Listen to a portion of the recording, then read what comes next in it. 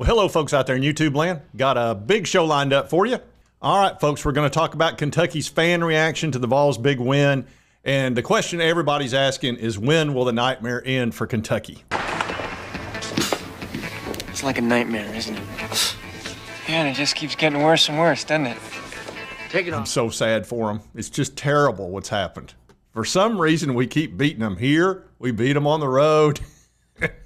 And it's always a close game up there. Down here, we just whoop the tar out of them. But up there, it's a little different animal. We usually have to win by 3, 6, 9 points, whatever. But it always seems to come down to a one-score game. And for some reason, I don't know why, we always wind up on the positive end of it. It seems like there's nothing really to worry about. And I think most Tennessee fans feel that way. And it's just some teams have certain teams' numbers. That's just the way that it is. There are teams that have our number. There are teams that we have their number, Kentucky being one of them. So anyway, let's get into the Kentucky Wildcats.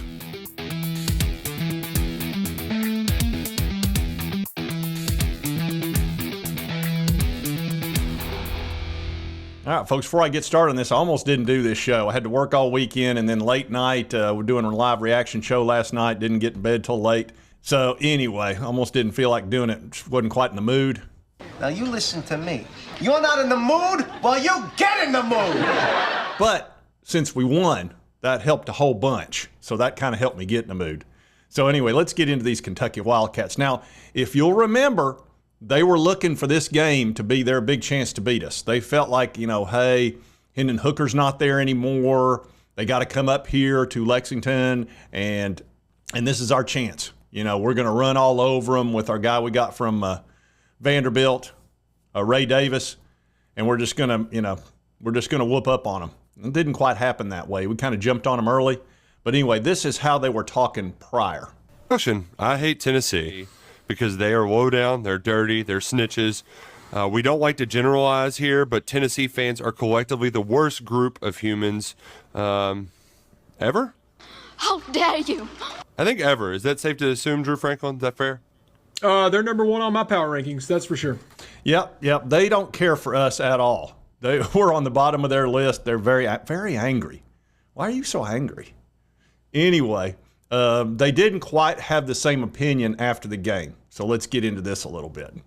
The Joe Milton catastrophic mistake never happened. It's the first time in his life that it hasn't happened. And now we're stuck here. Mark Stoops is 2-9 against this team. And to walk around this place before the game, I was disgusted. The smugness of those guys just walking around like, is that like a personal attack or something? We're going to walk in here, we're going to kick your ass, and you can't do anything about it. And it made me sick. And you know what? They did it. They still did it. What the hell? Can we just beat this team? I know that Mark Stoops has done a lot of good things. This is his one really bad thing. The stupid stat about beating teams with a winning record and taking the next step and blah, blah. Just freaking beat Tennessee. Please, can we just stop losing to this stupid team with their stupid orange colors, and their stupid song, and their woo, get their woo on out of here.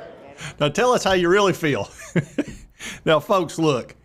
It's not funny for us to sit here and laugh at their failures. I don't think that's right. I think we need to be a little bit more understanding and kind of, let's take a look into this game a little bit. Maybe we can make sense of it. And maybe this, if some of them are watching right now, maybe this will help them feel a little bit better in that the game was, fairly close. And, of course, we won because we always beat Kentucky. But it'll make them feel better that they at least gave us a game. Now, granted, they only do that when it's at home. But, look, we just – you got to find something to make them feel better. I mean, good grief. Let's not be cruel. Kentucky, you can feel better about one thing. Devin Leary was 28 for 39 for 372. And I tell you, without Hayden, our secondary was improving. But when we lost our number one cornerback, that's not good. And I had a feeling we were going to fall back to last year's numbers, and that's exactly what happened. And we couldn't put any pressure on their team. And matter of fact, I'm going to do a separate video on some of that because there's some things going on with the refs that are just shocking. And we're going to talk about that later, but I'm going to just stick to the game right now. But anyway, that's something to feel good about, and he had 2 touchdowns. So there you go. He finally found a way to complete a pass. He had to play the Vols secondary. Joe Milton had a great game, 18 for 21, which is an 85% completion rate, which is over 20 points higher than he normally does. 228, which is great, and he ran the ball 10 times. Let me tell you something. When Joe Milton runs the ball, he's a different player. He made some passes scrambling. I've never seen him play the last couple of weeks. It's like ever since he started running the ball, he's just in a different mindset. He's just like playing ball. And he needs to run at least 10 times every game. He did in this game. And the biggest play of the game was him getting that first down to run out the clock. And he smartly got down before he went out of bounds, which he's Mr. Run out of bounds before the first down marker. He's the king of it, or throwing it out of bounds. He not only did he get the first down with his legs, he got down before he went out of bounds, which cost them a timeout, which was fantastic. I'm so happy about that, I almost cannot begin to tell you. His last 2 weeks, he has shown some real growth in his game, and I think it's 100% due to his running. I think it has changed his mentality. It's made him way more aggressive, way more confident, and other teams are scared to death of him running. I'm telling you, other teams don't know what to do with it because they're already got to worry about the three-headed monster with Jalen Wright, Dylan Sampson, and, of course, Jabari Small. That's a lot to worry about. And then you've got the wide receivers running around, and all of a sudden Joe takes off, and the guy's fast as lightning. He runs a 21-mile-per-hour top-end speed and probably runs like a 4.5, 4.6 40. He's very fast and quick and big. And when he, if he wants a couple extra yards, he's going to get them. So I think that changes the game dramatically for him. And I tell you what, he played a really, really solid game. I couldn't have been much more pleased with him. No turnovers, 18 for 21, ran the ball, had the almost play of the game. I'll have to give the play of the game to Dylan Sampson. He had almost 2 of those, really. But that was a great way to end. You look down here at Ray Davis, 16 carries, 42 yards.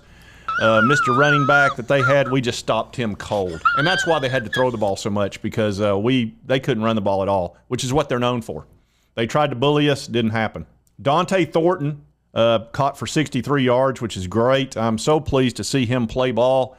He's the guy that came in, we thought he was going to be a great player, and he just hadn't done anything but drop balls. Well, he played really well last night. Squirrel played really well as always. And look here at Dylan Sampson, 4 catches for 39.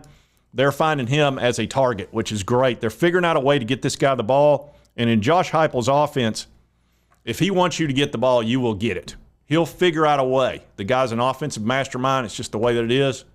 So I couldn't be more pleased with that. As far as the defense, we only had 1 sack. That's very disappointing. And we're going to talk about that. Like I said, I'm going to put that in a whole nother video because I'm just not in the mood to deal with that right now.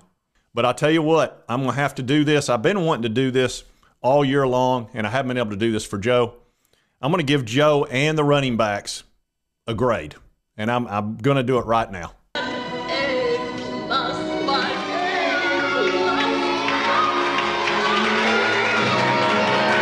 That's right, A+++. And our kicker, too, by the way, who hit the dadgum goalpost, and it somehow went in, which was fantastic. I'm sure the Kentucky folks appreciated that.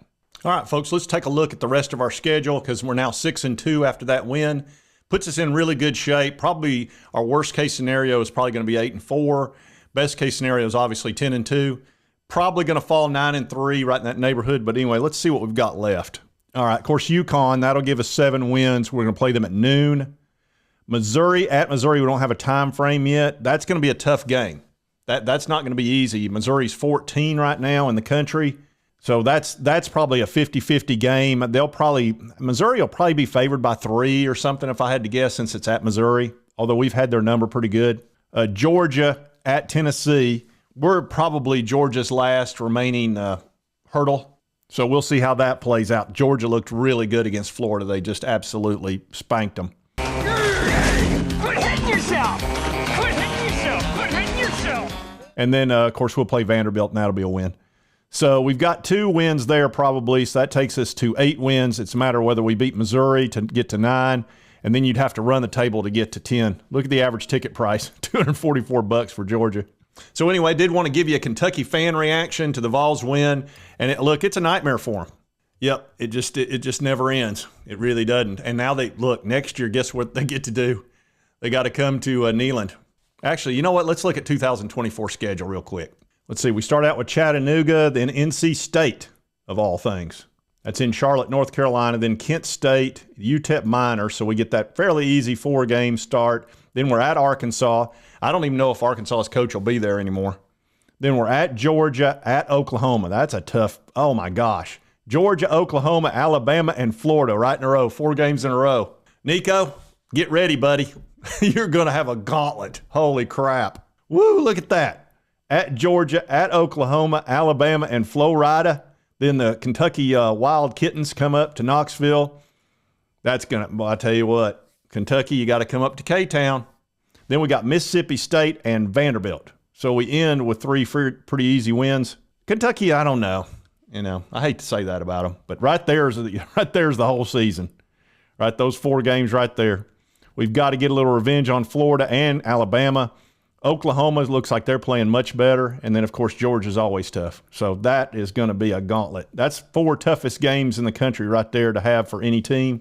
But that's what it is to be a Tennessee Vol, man. We're always having to play Alabama and Georgia and at least 1 or 2 other tough games, Florida. That's life in the SEC, and our life is no easier than anybody else's. Probably tougher, actually, because we always have Alabama in there in the mix, no matter what the division is. So anyway, Kentucky's got to come to K-Town. I don't like your chances, Kentucky. I just don't. Anyway, if you like this content, be sure to hit that like button. Lets me know to continue to cover our Vols and all the other teams, SEC, and all the controversies and stuff. If you've not subscribed, it's on your right, my left. Just hit that little button. I would appreciate it. Costs you nothing. Helps me out. And right over here is the most recent video that YouTube thinks you'll enjoy. We'll see you next time on Sports Talk Jay.